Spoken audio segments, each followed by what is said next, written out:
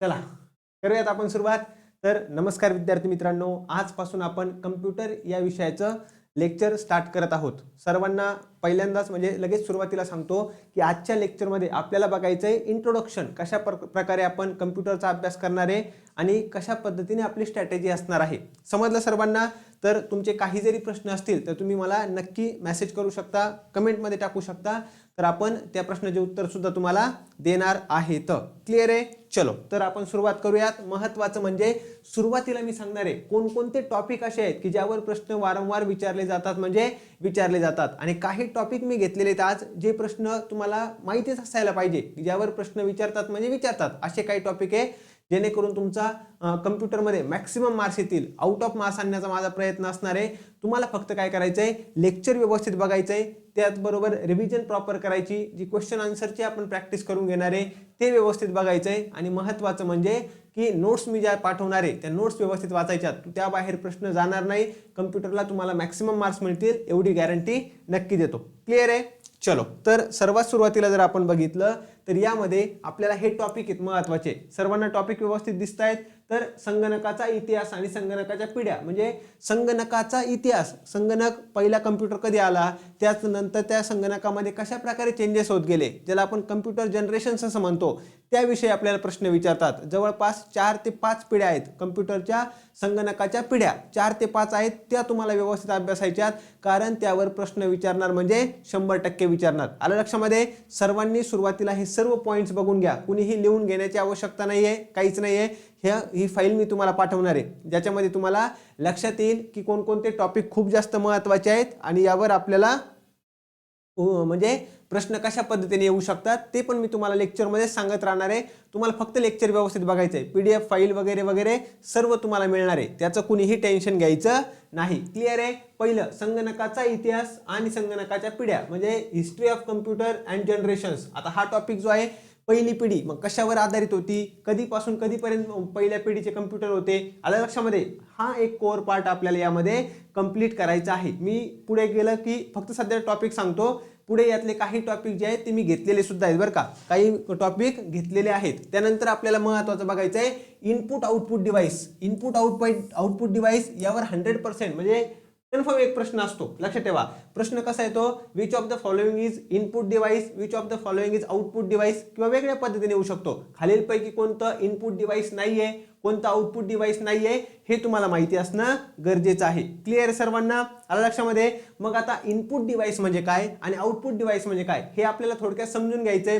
इनपुटचा अर्थ काय होतो, आपण काहीतरी माहिती देतोय. लक्षात ठेवा, आपण काय म्हणतो, मी अभ्यासासाठी माझं इनपुट देतोय, म्हणजे तुम्ही काय करताय, काहीतरी एफर्ट्स देतायत, बरोबर आहे की नाही?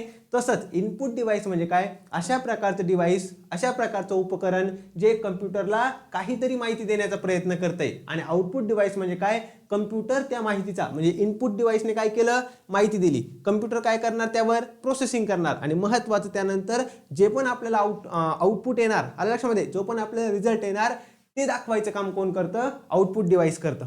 समजलं सर्वांना? आलं लक्षामध्ये? म्हणजे इनपुट डिव्हाइस म्हणजे काय, अशा प्रकारचं डिव्हाइस जे कम्प्युटरला डेटा देणार, इन्स्ट्रक्शन्स देणार, आणि त्यानंतर कम्प्युटर काय करणार, त्यावर प्रोसेस करणार, आणि आपल्याला जो रिझल्ट देणार ते आपल्याला आउटपुट डिव्हाइस दाखवतं. आलं लक्षामध्ये? मग इनपुट डिव्हाइस कोणकोणते आहेत, आउटपुट डिव्हाइस कोणकोणते आहेत, हे तुम्हाला माहिती असणं गरजेचं आहे, तोंडपाठ असणं गरजेचं आहे. यावर 100% प्रश्न आहे म्हणजे आहे. क्लिअर सर्वांना? आलं लक्षामध्ये? चलो आपण काय करूया, पुढे जाऊयात. महत्त्वाचं म्हणजे सीपीयूचं काय काय कार्य आहे, आलं लक्षामध्ये? सीपीयूचं काय नेमकं काम आहे, सीपीयूचे कोणकोणते भाग आहेत, हा पण प्रश्न तुम्हाला काय केला जातो, विचारला जातो. एक जर आपण बघितलं तर अरिथमॅटिक अँड लॉजिकल युनिट, बरोबर आहे, ALU, त्यानंतर कंट्रोल युनिट, आणि महत्त्वाचं जर आपण बघितलं मेमरी, हे 3 पार्ट आहेत, बरोबर आहे की नाही सीपीयूचे. मग त्यावर सुद्धा आपल्याला प्रश्न विचारला जातो, हे सुद्धा डिटेलमध्ये शिकायचंय. तुम्हाला हे सर्व टॉपिक शिकवणार, ज्या टॉपिकवर प्रश्न 100% येतो म्हणजे येतोच. क्लिअर सर्वांना? तुम्ही फक्त लेक्चर बघत असताना काय करा, व्यवस्थित रिलॅक्स लेक्चर बघा, मी ज्या फाईल पाठवणार ते व्यवस्थित बघा, आणि आपण यूट्यूबवर क्वेश्चन आन्सरचे, आपल्या यूट्यूब चॅनलवर क्वेश्चन आन्सरची सुद्धा खूप सारी प्रॅक्टिस तुमची करून घेणार आहे बरं का, त्यामध्ये तुमचं सर्व कव्हर होईल, कुणीही टेन्शन घ्यायचं नाही. क्लिअर आहे सर्वांना? त्यानंतर संगणकाची मेमरी. आता आपल्याला माहिती आहे रॅम म्हणजे काय, रॉम म्हणजे काय, KB काय असतं, MB काय असतं, GB काय असतं. आपण म्हणतो ना मेमरी किती जीबीची आहे, किती MBची आहे. आलं लक्षामध्ये? एखादं सॉन्ग आहे किती MBचं सॉन्ग आहे, एखादा मूवी आपल्याला डाउनलोड करायचा आहे तो किती जीबीचा आहे. मग यावर सुद्धा तुम्हाला काय केले जातात, प्रश्न हे विचारले जातात. सर्वांनी लक्षात घ्यायचं आहे. समजलं सर्वांना? क्लिअर आहे?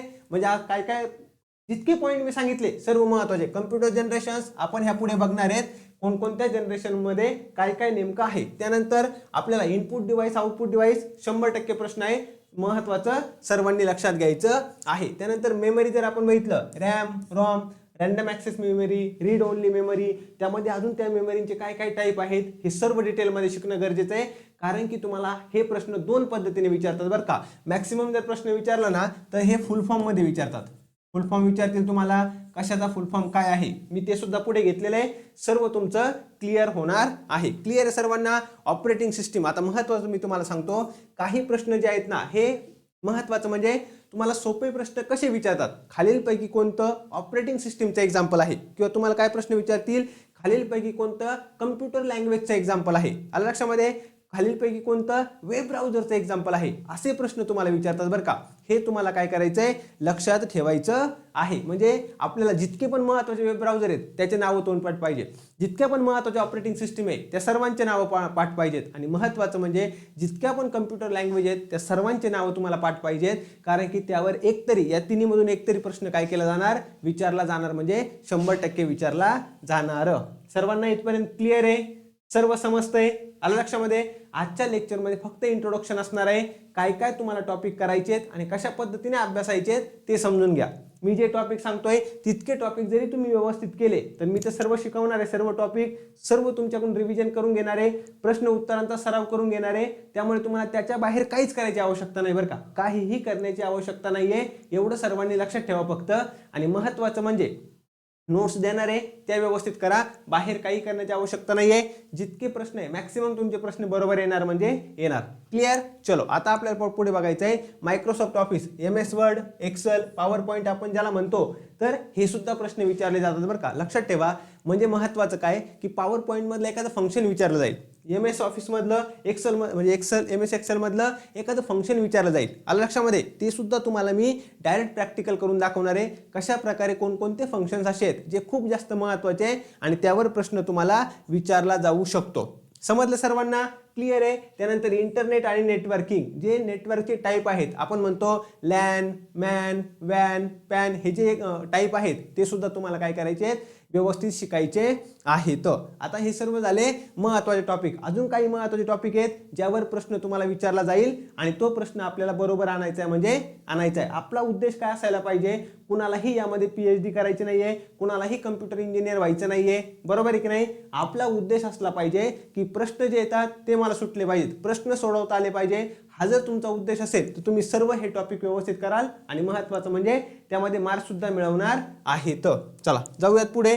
पुढे जर बघितलं आता महत्त्वाचं शॉर्टकट कीज आपल्याला माहिती आहे. Ctrl+C, Ctrl+V, Ctrl+X, Ctrl+P कशासाठी वापरतात, F1 कशासाठी दाबतात, F4 ने काय होतं, बरोबर आहे की नाही? या ज्या शॉर्टकट कीज आहेत त्या सुद्धा तुम्हाला व्यवस्थित करायच्यात. कारण की शॉर्टकट कीजवर प्रश्न विचारतात म्हणजे विचारतात. जर तुम्ही मागचे पेपरचं ॲनालिसिस केलं असेल तर तुमच्या लक्षात येईल जे पण टॉपिक मी सांगतोय ना ते टॉपिक खूप वेळा विचारलेत प्रश्न, ते प्रश्न खूप वेळा विचारले. त्यानंतर आहे महत्त्वाचे फुल फॉर्म्स, जसं की URL. मला सांगा बरं URL चा फुल फॉर्म काय आहे. त्यानंतर HTTP चा फुल फॉर्म काय आहे सांगा. त्यानंतर मॅन पॅन हे फुल फॉर्म काय सांगा बरं पटपट सर्वांनी.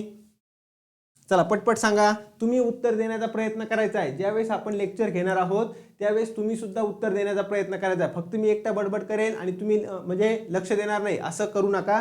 तुम्ही सुद्धा उत्तर द्यायचंय. मला सांगा URL चा फुल फॉर्म काय? खूप वेळा विचारलेला प्रश्न, आतापर्यंत सर्वात जास्त वेळा विचारलेला फुल फॉर्म जर कोणता असेल ना तर मला वाटतं URLच विचारला असेल. चला पटपट सांगा सर्वांनी. अशा प्रकारचे तुम्हाला फुल फॉर्म्स विचारतात आणि हा टॉपिक महत्त्वाचा आहे. एखादा प्रश्न आला आपल्याला खूप सारे हजारो फुल फॉर्म नाही पाठ करायचे, एक 50-100च्या आसपास, आणि ते तुमचं रिव्हिजन करता करता होऊन जाणार आहे. सर्व आपण लेक्चरमध्ये सर्व कव्हर करून घेणार आहे. त्यामुळे ते तुमचं इथंच क्लिअर होऊन जाणार आहे. अगदी बरोबर आहे, अगदी बरोबर आहे. यस, बरोबर, युनिफॉर्म रिसोर्स लोकेटर. असेच फुल फॉर्म जे आहेत ते तुम्हाला व्यवस्थित करणं गरजेचं आहे. क्लिअर आहे सर्वांना. त्यानंतर सायबर सुरक्षा आणि व्हायरस. आता महत्त्वाचं लक्षात ठेवा, यामध्ये व्हायरसचे तुम्हाला टाईप विचारतात किंवा कोणता व्हायरस कशा संबंधी आहे अशा प्रकारचे प्रश्न विचारतात आणि त्यावर आपल्याला उपाय म्हणून जे अँटीव्हायरस आहे त्याबद्दल सुद्धा प्रश्न विचारतात. मग तुम्हाला व्हायरस म्हणजे काय, अँटीव्हायरस म्हणजे काय, त्याचे एक्झाम्पल काय आहेत हे माहिती असणं गरजेचं आहे. फायरवॉल म्हणजे काय, कम्प्युटर सिक्युरिटीसाठी जे महत्त्वाच्या गोष्टी असतील त्यावर सुद्धा आपल्याला काय करायचं आहे, व्यवस्थित अभ्यास करायचा आहे. ते सुद्धा प्रश्न तुम्हाला 100% विचारले जातात. फाईल एक्सटेन्शन्स बघा, डॉक फाईल काय आहे, PDF फाईल काय आहे, JPG काय आहे, याचे फुल फॉर्म सुद्धा विचारतात बरं का. तुम्हाला काय करतील, याचे सुद्धा फुल फॉर्म विचारतील किंवा तुम्हाला विचारतील इमेजसाठी खालीलपैकी कोणते, जर आपण बघितलं फाईल एक्सटेन्शन्स वापरतात, इमेजसाठी कोणते आहे, डॉक्युमेंटसाठी कोणते आहेत, बरोबर आहे की नाही. त्यानंतर ऑडिओसाठी कोणते आहेत, व्हिडिओसाठी कोणते फाईल एक्सटेन्शन्स आहेत, हा प्रश्न सुद्धा तुम्हाला व्यवस्थित अभ्यासायचा आहे. क्लिअर आहे. हे सुद्धा मी तुम्हाला डिटेलमध्ये शिकवणार आहे. आणि त्यानंतर महत्त्वाचे राहिलेल्या 2 गोष्टी, महत्त्वाच्या व्यक्ती आणि इम्पॉर्टंट ऑर्गनायझेशन्स. जसं की इम्पॉर्टंट ऑर्गनायझेशन म्हणजे मी काय म्हणतो, तुम्हाला डायरेक्ट प्रश्न विचारतात, सांगा मायक्रोसॉफ्टचं फाउंडर कोण आहे, बरोबर आहे की नाही. त्यानंतर भारतामध्ये जर विचारलं, भारतामधले पण विचारू शकतात आणि इंटरनॅशनल पण विचारतील. किंवा व्हॉट्सअप कुणी सुरुवात केलं, फेसबुक कुणी सुरुवात केलं, फेसबुकचे फाउंडर कोण आहेत, हे प्रश्न महत्त्वाचे. म्हणजे काय झालं, ह्या महत्त्वाच्या ऑर्गनायझेशन झाल्या, महत्त्वाच्या व्यक्ती झाल्या. आणि याचबरोबर कम्प्युटरशी रिलेटेड जे आपण ऑर्गनायझेशन असतील, सीडॅक वगैरे आपण म्हणतो, जस्ट एक्झाम्पल सांगितलं मी तुम्हाला, त्यावर सुद्धा तुम्हाला काय करणार, प्रश्न विचारले जाणार आहेत. म्हणजे मी तुम्हाला किती टॉपिक सांगितले आतापर्यंत, बघा टॉपिक किती सांगितले, हे जवळपास 5 टॉपिक आहेत आणि हे किती आहेत, जवळपास 5 ते 6 टॉपिक आहेत.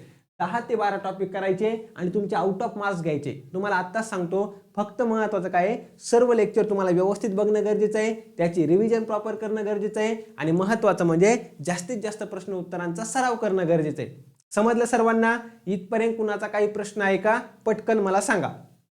इथपर्यंत सर्व गोष्टी क्लिअर झाल्या असतील अशी अपेक्षा करतो. चला पटपट सांगायचं सर्वांनी.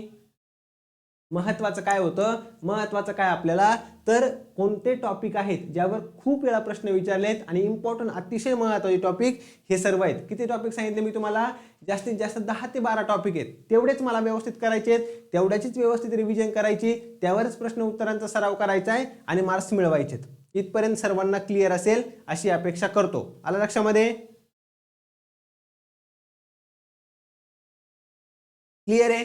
क्लिअर आलं लक्षामध्ये? मग कोणकोणते टॉपिक सांगितले मी, पहिलं संगणकाचा इतिहास काय, संगणकाचा आपल्याला हिस्ट्री थोडीफार माहिती असणं गरजेचं आहे आणि कोणकोणत्या जनरेशन्स आहेत यातले 1-2 टॉपिक मी आता लगेच तुम्हाला सांगणार आहे, थोडक्यात सांगणार आहे. परत तर आपल्याला घ्यायचंच, पण आता थोडक्यात मी तुम्हाला सांगणार आहे. पुढे जर बघितलं, इनपुट आउटपुट डिव्हाइस व्यवस्थित करून जायचंय, प्रश्न 100% आहे. त्यानंतर रॅम काय, रॉम काय, आलं लक्षामध्ये? रॅम आपण ज्याला तात्पुरती मेमरी असं म्हणतो, व्होलाटाईल मेमरी म्हणतो. त्यानंतर रॉम ही आपली कायमस्वरूपीची परमनंट मेमरी आहे, हे लक्षात ठेवायचं आहे. मग KB काय, MB काय, GB काय, हे सुद्धा मी या ठिकाणी व्यवस्थित आपल्याला पूर्ण करून घ्यायचंय. तेच मी तुम्हाला सांगितलं, कम्प्युटर सिस्टीम, त्यानंतर कम्प्युटर लँग्वेज, वेब ब्राउझर याचे एक्झाम्पल आहेत, त्याची मी तुम्हाला लिस्ट देणार आहे, इथं पण शिकवणार आहे. ते फक्त आपल्याला व्यवस्थित करायचं आहे. यस, आपण महत्त्वाचं लक्षात ठेवा, जास्तीत जास्त तयारी करून घेणार आहे तुमची आणि आपल्या यूट्यूब चॅनलवर क्वेश्चन आन्सरची सुद्धा प्रॅक्टिस होणार आहे, म्हणजे होणार आहे. बॅचमध्ये पण आपण सर्व शिकवणार आणि महत्त्वाचं म्हणजे यूट्यूबवर सुद्धा तुमची तयारी करून घेणार आहे. बघा आता हा आहे आपला पहिला टॉपिक, कम्प्युटर जनरेशन्स. तुम्हाला प्रश्न विचारतात कम्प्युटर जनरेशन्स अशा पद्धतीचा बरं का, म्हणजे पहिली पिढी, दुसरी पिढी, तिसरी पिढी, चौथी पिढी आणि 5वी पिढी. एकूण किती जनरेशन आहेत कम्प्युटरच्या? 5 जनरेशन तुम्हाला दिसून येतील. किती? 5 जनरेशन. आणि महत्त्वाचा प्रश्न असा आहे, कोणती जनरेशन ही कशावर आधारित आहे, काय आहे त्यावेळेस वापरलेली टेक्नॉलॉजी नेमकं कोणते. तुम्हाला एक वेळ हे इयर माहीत नसलं तरी चालेल बरं का, इयरवर प्रश्न विचारण्याची शक्यता कमी आहे, परंतु कोणती ही लक्षामध्ये, कोणती जनरेशन ही कोणत्या टेक्नॉलॉजीवर आधारित आहे असा प्रश्न विचारला तर मला माहिती असणं गरजेचं आहे. हे तुम्हाला 5ही नावं माहिती असणं गरजेचं आहे. पहिली जनरेशन कशावर, कोणत्या टेक्नॉलॉजीवर आधारित आहे? Vacuum tube. आता यावर आपण डिटेलमध्ये शिकणार आहे बरं का. उद्यापासूनचे जे आपले लेक्चर चालू होतील ना, त्यामध्ये हे थोडंसं डिटेलमध्ये असेल. सध्या फक्त मी तुम्हाला सांगतोय, डायरेक्ट प्रश्न विचारतात, जोड्या जुळवा यामध्ये पण असू शकतात. तुम्हाला येतील फर्स्ट, सेकंड, थर्ड आणि ही 4th जनरेशन, बरोबर आहे, इथपर्यंत येतील. आणि इथं तुम्हाला दुसऱ्या कॉलममध्ये यातलं शफल करून दिलेलं असेल, बरोबर आहे की नाही. आणि मग तुम्हाला त्या प्रॉपर जोड्या जुळवायच्या किंवा डायरेक्ट प्रश्न विचारतात, पहिली जनरेशन ही कोणत्या टेक्नॉलॉजी, कोणत्या तंत्रज्ञानावर आधारित होती, माहिती असणं आपल्याला गरजेचं आहे. क्लिअर आहे? पहिली जनरेशन ही व्हॅक्यूम ट्यूब या तंत्रज्ञानावर, या टेक्नॉलॉजीवर आधारित होती. दुसरी जनरेशन जी आहे ही ट्रान्झिस्टर्सवर आधारित होती. काय?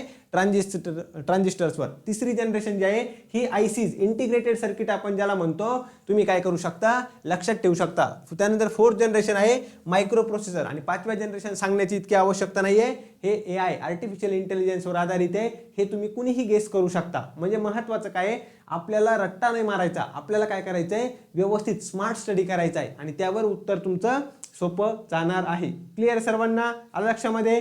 क्लिअर आहे? बघा आता तुम्हाला सांगतो, तुम्ही काय करू शकता, यावर काहीतरी शॉर्टकट ट्रिक बनवू शकता. जसं की पहिली कशावर आहे, व्ही टी, त्यानंतर आय आणि एम. आलं लक्षामध्ये? अशा प्रकारे काहीतरी शॉर्ट ट्रिक बनवू शकता. तुम्ही काहीतरी लिहू पण शकता या ठिकाणी. क्लिअर आहे सर्वांना? आलं लक्षामध्ये? VTIM म्हणजे व्हॅक्यूम ट्यूब, त्यानंतर ट्रान्झिस्टर्स, त्यानंतर इंटिग्रेटेड सर्किट आणि महत्त्वाचं आहे मायक्रो प्रोसेसर. अशा ट्रिक बनवायच्या. काही ठिकाणी ट्रिक्स वापरायच्यात. जसं की मी आधीच सांगितलंय, परत एकदा सांगतो, आपल्याला कुणालाही यामध्ये PhD करायची नाहीये. फक्त पास होणं हा एकच उद्देश डोळ्यासमोर ठेवायचा आहे आणि त्या पद्धतीने सर्व विषयांचा अभ्यास करायचा आहे. समजलं? क्लिअर आहे? त्यानंतर आता हा एक पॉईंट आहे, तुमचा एक प्रश्न इथून क्लिअर होईल बरं का. यावर प्रश्न विचारतात, जोड्या जुळवा येऊ शकतं किंवा डायरेक्ट विचारतील. फर्स्ट जनरेशन कशावर आधारित होती? व्हॅक्यूम ट्यूब मला माहिती पाहिजे. दुसरी कशावर होती? ट्रान्झिस्टर्सवर. तिसरी कशावर होती? आयसीजवर होती, इंटिग्रेटेड सर्किट. आयसीज लक्षात ठेवा. आणि चौथी आहे मायक्रो प्रोसेसर. हे महत्त्वाचे पॉईंट काय तुम्हाला व्यवस्थित माहिती असणं गरजेचं आहे. क्लिअर? समजलं? आणि फिफ्थ जनरेशन सांगण्याची इतकी आवश्यकता नाही, कारण की आर्टिफिशियल इंटेलिजन्स AI वर सध्या सगळं चालू आहे, हे तुम्हालाही माहिती. त्यामुळे तुम्ही हे इझिली गेस करू शकता. त्यामुळे मी इकडे जास्त सांगितलेलं नाही बरं का. क्लिअर आहे सर्वांना? चलो जायचं पुढे. मग पुढे जायचं का मला सांगा. समजतंय ना? एकदम क्लिअर, व्यवस्थित?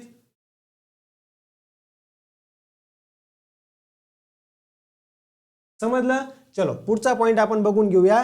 पुढचा पॉईंट आहे यामध्ये इनपुट डिव्हाइसचे एक्झाम्पल आणि आउटपुट डिव्हाइसचे एक्झाम्पल. लक्षात घ्या बरं का, तुम्हाला या ठिकाणी सुद्धा थोडंसं काय करायचं आहे, लॉजिक लावायचं आहे. काय करायचं आहे, थोडंसं लॉजिक लावायचं आहे. इनपुट डिव्हाइस म्हणजे काय सांगितलं मी? इनपुट डिव्हाइस म्हणजे काय, अशा प्रकारचं डिव्हाइस हे काय करतं, कम्प्युटरला डेटा देतं, कम्प्युटरला इन्स्ट्रक्शन देतं, कम्प्युटरला काहीतरी माहिती देतं, इन्फॉर्मेशन देतं. बरोबर एक नाही? हे सांगितलं मी. मग लक्षात ठेवा, आपण कीबोर्ड, हा जो कीबोर्ड आहे, कीबोर्डवरून आपल्याला आपण काय करतो, तुम्हाला एखाद्या वेबसाईटवर जायचं किंवा तुम्हाला काहीतरी माहिती पाहिजे, वेबसाईटवर जायचं, आपण टाईप करतो, मला www.google.com/xyz, आपण जी पण वेबसाईटवर जायचं किंवा जे पण तुम्हाला काम करायचंय, काहीतरी सर्च करताय, तुम्ही एखादी फाईल सर्च करताय, कीबोर्डचा उपयोग करता. म्हणजे कीबोर्ड काय करतंय, त्या कम्प्युटरला काय करतं, इन्फॉर्मेशन देतंय, काहीतरी डेटा देतंय, काहीतरी माहिती देतं. बरोबर एक नाही? म्हणजे इनपुट डिव्हाइसमध्ये काय येणार आहे, असे सर्व डिव्हाइस असतील जे काय करतात, माहिती देण्याचं काम करतात. बरोबर आहे? मग ही जी लिस्ट आहे त्यावर तुम्हाला प्रश्न विचारणार. ही 7 ते 8 जवळपास 10 असतील. अजून काही आपण डिटेलमध्ये घेऊयात, पण हे जस्ट मी तुम्हाला इथे एक्झाम्पल दिलेत. इनपुट डिव्हाइस आणि जे टॉपिक मी आजच्या लेक्चरमध्ये सांगतोय ना, त्यावर 100% प्रश्न विचारलेत, म्हणजे विचारलेले आहेत. आणि हे तुम्ही पहिलं लेक्चर बघताय, शेवटपर्यंत गेल्यानंतर म्हणजे पेपरमध्ये तुम्हाला कळेल यावरच काय केलेत, प्रश्न हे विचारलेले आहेत. इनपुट डिव्हाइसमध्ये कीबोर्ड, माऊस, स्कॅनर, मायक्रोफोन वगैरे हे सर्व येणार. आता इतकं मी तुम्हाला डिटेलमध्ये घेत नाही, बाकीच्या गोष्टी आपल्याला बघायच्यात. आणि आउटपुट डिव्हाइसमध्ये काय येणार आहे, आउटपुट डिव्हाइस म्हणजे काय, की कम्प्युटर त्यावर प्रोसेस करून जो रिझल्ट आपल्याला देतं ना, ते महत्त्वाचं आपल्याला कशामध्ये येतं, आउटपुट डिव्हाइस. जसं की आपला मॉनिटर आहे, तुम्ही कीबोर्डने काहीतरी टाईप करता, ते तुम्हाला कुठे दिसतंय, मॉनिटरवर दिसतंय. बरोबर आहे? तुम्ही तुमचं नाव गणेश टाईप केलं, तुम्हाला ते कशावर टाईप केलं, तुम्ही कीबोर्डवर केलं, तुम्हाला ते कुठं पाहिजे, रिझल्ट मॉनिटरवर दिसतो. बरोबर एक नाही? म्हणजे कीबोर्ड जर बघितलं आपलं इनपुट डिव्हाइस आहे, मॉनिटर जर आपण बघितलं, हे काय असणार आहे, आपलं आउटपुट डिव्हाइस असणार आहे. सिंपल आहे की नाही? आलं लक्षामध्ये? पुढे जर तुम्ही गेलात तर प्रिंटर, त्यानंतर स्पीकर, त्यानंतर हेडफोन, हे सर्व प्रोजेक्टर, हे सर्व काय असणार आहे, तुमचे आउटपुट डिव्हाइस आहेत. समजलं सर्वांना? ही लिस्ट मला माहिती असणं गरजेचं आहे, कारण की या लिस्टवर सुद्धा काय करतात, बऱ्याच वेळा प्रश्न हे विचारले जातात. सर्वांनी लक्षात घ्यायचं आहे. समजतंय सर्वांना? क्लिअर होतंय का? मला एकदा कमेंट करून सांगा बरं, ज्या गोष्टी मी सांगण्याचा प्रयत्न करतोय त्या सर्व तुम्हाला क्लिअर होत आहेत का, तुमच्या लक्षात येत आहेत का? आलं लक्षामध्ये? अगदी बरोबर आहे. काय असतं, इनपुट डिव्हाइस, प्रोसेसिंग आणि आउटपुट डिव्हाइस. बरोबर आहे की नाही? आपण काहीतरी इनपुट दिलं, कम्प्युटर त्यावर काय करणार आहे, प्रोसेस करणार आहे, आणि महत्त्वाचं म्हणजे त्यावर नंतर आपल्याला आउटपुट मिळणार आहे. कुणाकडून? आउटपुट डिव्हाइस कडून. अगदी बरोबर.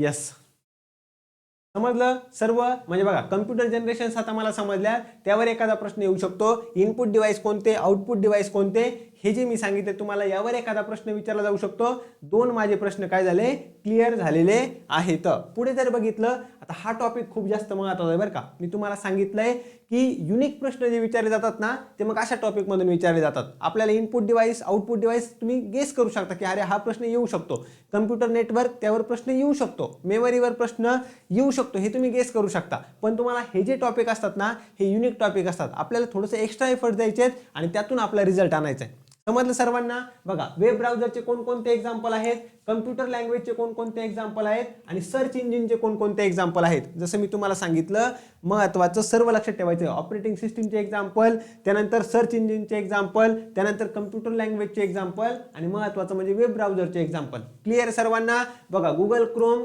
Mozilla Firefox, Microsoft Edge, Safari, Opera हे तुम्ही बघितले असतील. कम्प्युटर सर्वांनी वापरलेला आपण, त्यामुळे या सोप्या गोष्टी आहेत बरं का. फक्त माझा उद्देश काय आहे की तुम्ही कोणताही सोपा प्रश्न चुकू नये, त्यामुळे मी सर्वच कव्हर करण्याचा प्रयत्न करतोय. आलं लक्षामध्ये. क्लिअर आहे. म्हणजे महत्त्वाचं लक्षात ठेवा की तुम्हाला ऑलरेडी मी सांगितले, कोणताही आपल्याला टॉपिक सोडायचा नाही. असं नको व्हायला की हा सोपा टॉपिक होता, सोपा प्रश्न माझा राहिला आणि 1 मार्कने, मी खूप वेळा सांगितलंय 1 मार्कने रिझल्ट जाऊ शकतो.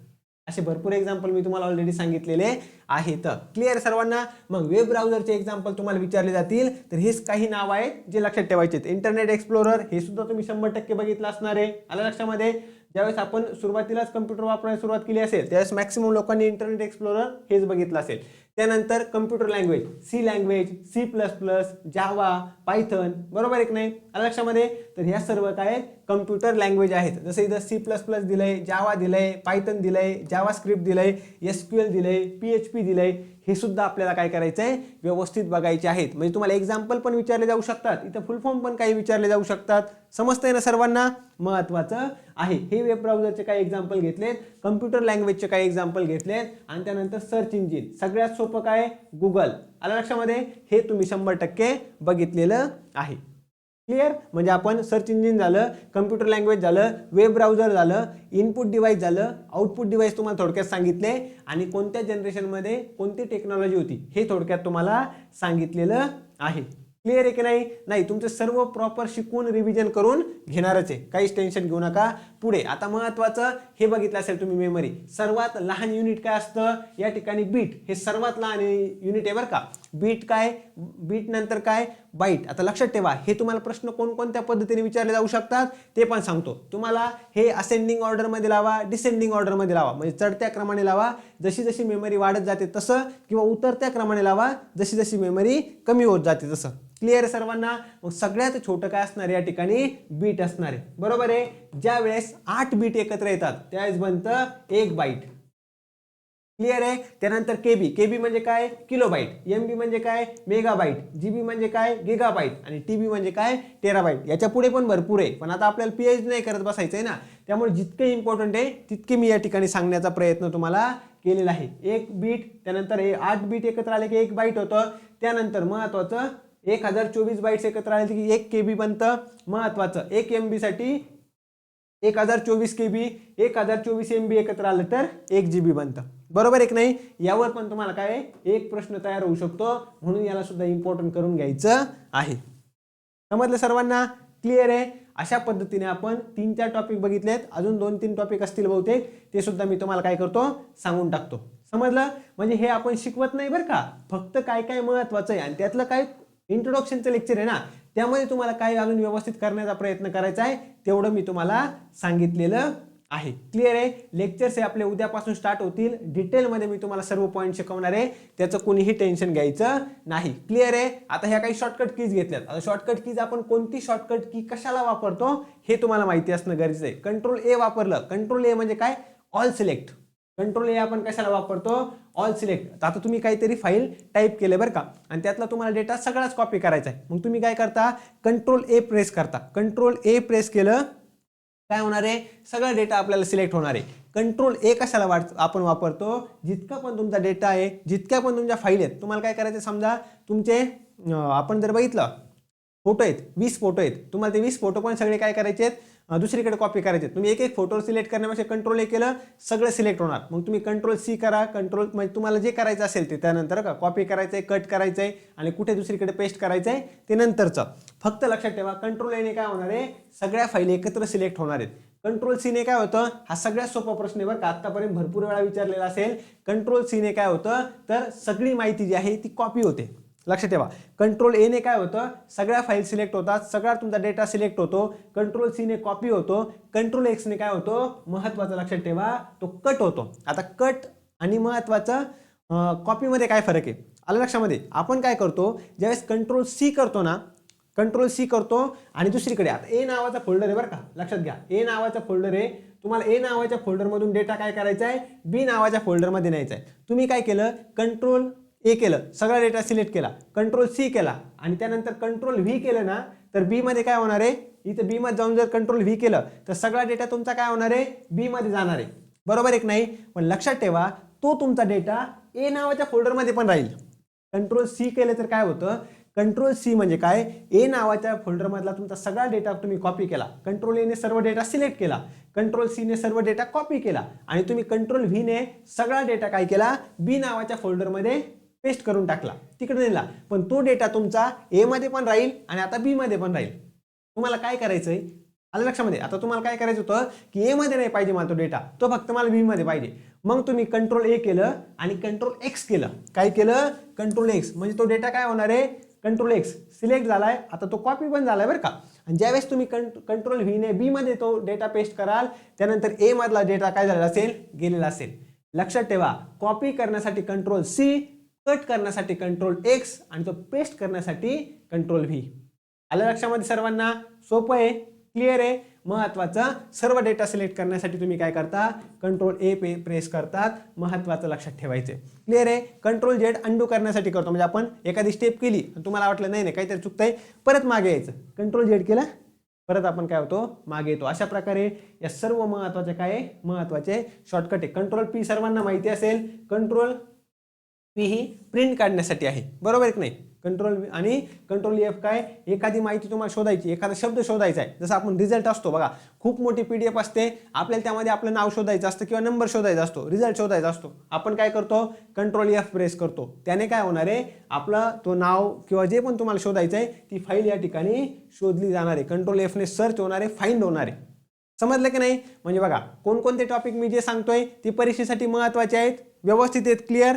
चलो आपण काय करूया, तो अजून थोडंसं पुढे जाऊयात, पुढे बघूयात. आता हे महत्वाचं, हे आज नाही सांगत मी तुम्हाला, हे कशा संबंधी आहे तुम्हाला म्हणलं होतं ना MS ऑफिसमध्ये, तर त्यावेळेस मी तुम्हाला हे सर्व शिकवणार आहे. यात कोणतं फंक्शन कशासाठी कामाला येतं. आता हे एक वर्ड डॉक्युमेंट घेतलं मी, त्यामध्ये कोणतं फंक्शन कधी कधी कामाला येणार आहे ते यामध्ये दिलंय. आलं लक्षामध्ये. हे आपण लेक्चरमध्ये डिटेलमध्ये शिकणार आहे, कारण की यावर सुद्धा मला असं वाटतंय प्रश्न हा विचारला जाऊ शकतो. आलं लक्षात. आता हे काही महत्वाचे फुल फॉर्म आहेत, www, URL, HTTP, HTML, IP, wifi, हे सर्व. यापैकी मग मी तुम्हाला काय विचारलं होतं, URL विचारलं होतं, युनिफॉर्म रिसोर्स लोकेटर. बऱ्याच जणांनी सांगितलंय. HTTP पण सांगितलं होतं, hypertext transfer protocol, HTML, hypertext markup language. हे मगाशी मी तुम्हाला विचारलं होतं. बऱ्याच जणांनी तुमच्यापैकी व्यवस्थित सांगितलेलं आहे. समजलं सर्वांना. क्लिअर आहे. बघूयात आपण पुढे अजून काही आहे का. हा, आता तुम्हाला जस्ट काही प्रश्न घेतो. Which of the following is output device. मला सांगा, माऊस, प्रिंटर, कीबोर्ड, स्कॅनर यापैकी कोणतं हे महत्वाचं म्हणजे आउटपुट डिव्हाइस आहे. सांगा बरं, उत्तर देण्याचा प्रयत्न करा. आजच्या लेक्चरमध्ये मी तुम्हाला जितकी माहिती दिली आहे किंवा जितकं सांगितलंय त्यावरून उत्तर देण्याचा प्रयत्न करा. बघूयात किती जण योग्य उत्तर देत आहेत.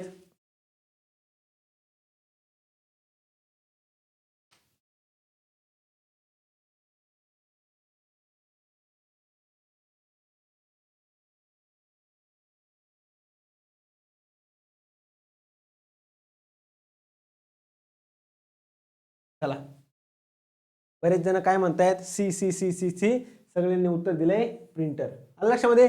सोपं आहे की नाही. फक्त लक्षात ठेवा आपल्या लेक्चरकडे व्यवस्थित लक्ष द्यायचं आहे. आणि मी शिकवत असताना तुम्ही बऱ्याच जणांनी बघितलं असणार आहे, एक गोष्ट खूप वेळा रिवाईज करून घेतो. का बरं, माझा उद्देश असा आहे की तुम्ही लेक्चरमध्ये शिकत असताना सगळ्या गोष्टी इथंच क्लिअर झाल्या पाहिजे, तुम्हाला इथंच क्लिअर झाल्या पाहिजे, इथंच रिव्हिजन झाली पाहिजे प्रॉपर, जेणेकरून नंतर तुम्हाला जास्त काय होणार नाही, त्रास होणार नाही. कन्सेप्ट असतील, फॅक्च्युअल डेटा असेल, मी बऱ्याच वेळा व्यवस्थित रिवाईज करून घेतो, जेणेकरून तुम्हाला सर्व गोष्टी काय होतील, इथं क्लिअर होऊन जातील. 1 GB म्हणजे किती? 1024 बाईट्स, 1024 बिट्स, 1024 KB, 1024 MB. सोपा प्रश्न आहे, डायरेक्ट विचारलेला आहे. असं नाही की मी मनाने काही प्रश्न टाकलेत, तुमच्या वेगवेगळ्या एक्झामला कम्प्युटर विषयी हे प्रश्न विचारलेले आहेत.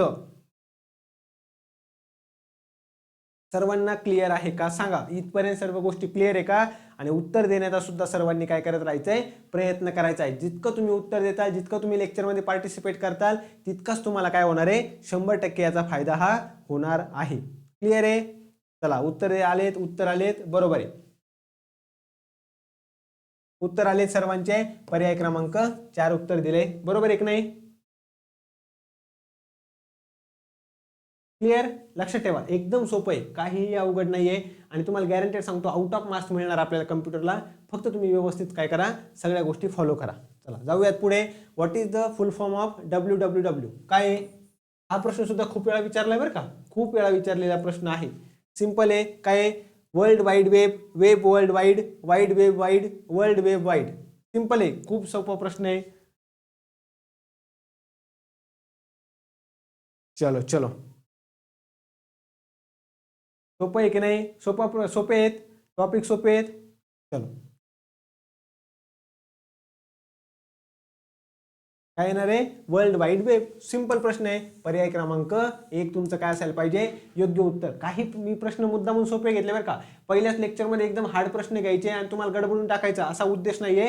टॉपिक महत्त्वाचे काय आहेत, त्यातले त्यात 1-2 टॉपिक कशा पद्धतीने तुमचे कव्हर होतील आणि जास्तीत जास्त प्रश्न उत्तरांचा सराव, हा माझा नेमका काय मूळ उद्देश आहे ते तुम्हाला लक्षात घ्यायचं आहे. क्लिअर आहे? आलं लक्षामध्ये? चलो, तर आजच्या लेक्चरमध्ये आपल्याला इथपर्यंत सर्व माहिती जी होती महत्त्वाची बघायची होती. कोणकोणते इम्पॉर्टंट टॉपिक्स आहेत तुम्हाला कळालं. एक गोष्ट तुमच्या लक्षात आली असेल, 10 ते 12 जे महत्त्वाचे पॉईंट आहेत ना, 10 ते 12 महत्त्वाचे टॉपिक आहेत, ते जरी तुम्ही व्यवस्थित केले तरी आपल्याला काय होणार आहे, मॅक्सिमम मार्क्स येणार आहेत. हे सर्वांनी लक्षात घ्यायचं आहे. खूपच जास्त सगळंच करत बसायचं.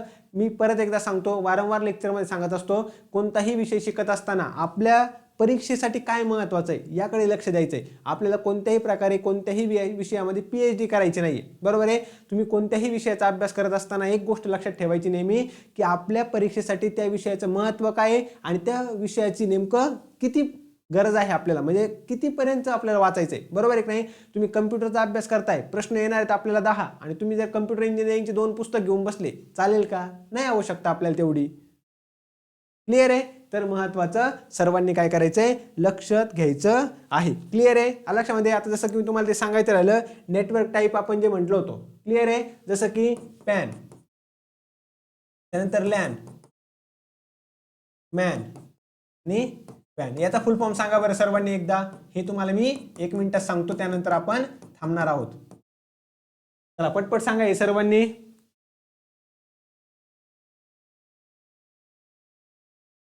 100%. यस, 100%. काय? पर्सनल एरिया नेटवर्क, बरोबर आहे. याचं एक्झाम्पल तुम्ही काय म्हणू शकता, ब्लूटूथ म्हणू शकता, हॉटस्पॉट म्हणू शकता. क्लिअर? आता पूर्ण लिहित नाही, फक्त लक्षात घ्या सर्वांनी.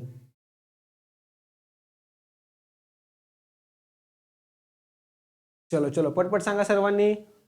त्यानंतर काय? लॅन म्हणजे काय? Local area network. Local area network यामध्ये काय म्हणू शकता तुम्ही, एखादी इमारत असेल, एखादं ऑफिस असेल, ते सर्व त्यामध्ये जे नेटवर्क असेल ते आपण त्याला काय म्हणणार, लॅन म्हणणार. पर्सनल एरिया नेटवर्क म्हणजे काय, समजा की स्वतःपुरतं. त्यानंतर लॅन म्हणजे काय, लोकल एरिया नेटवर्क. क्लिअर आहे? यामध्ये काय केलं असणार आहे, एक इमारत आहे, इमारतीमधले सगळे डिव्हाइस जोडलेले असतील, बरोबर आहे की नाही, सर्व सिस्टीम जोडलेले असतील. लोकल एरिया एखादा तुम्ही कॉलेज म्हणू शकता, एखादी इमारत म्हणू शकता, एखादं ऑफिस म्हणू शकता, ते झालं आपलं लोकल एरिया नेटवर्क. अगदी बरोबर आहे. मेट्रोपॉलिटन एरिया नेटवर्क यामध्ये तुम्ही काय म्हणू शकता, आता हे मेट्रोपॉलिटन एरिया नेटवर्क आहे, यामध्ये काय म्हणणार, एखादं शहर पूर्ण त्यामध्ये सर्व डिव्हाइस त्यातले जोडलेले असतील. सिंपल आहे की नाही. आणि वॅन म्हणजे काय, वॅन म्हणजे काय सांगा बरं.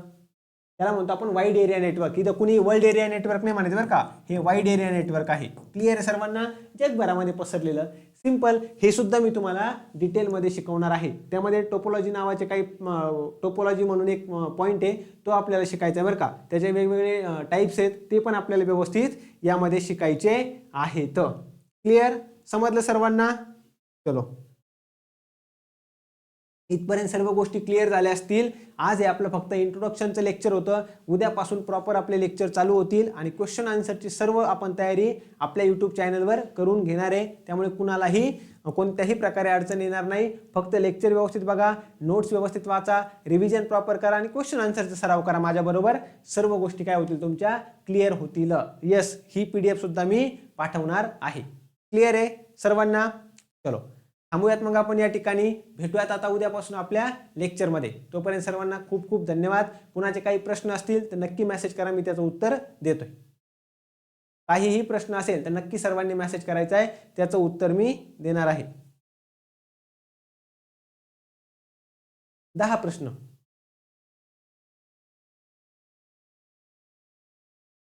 क्लिअर? चलो, थांबूयात मग आपण या ठिकाणी.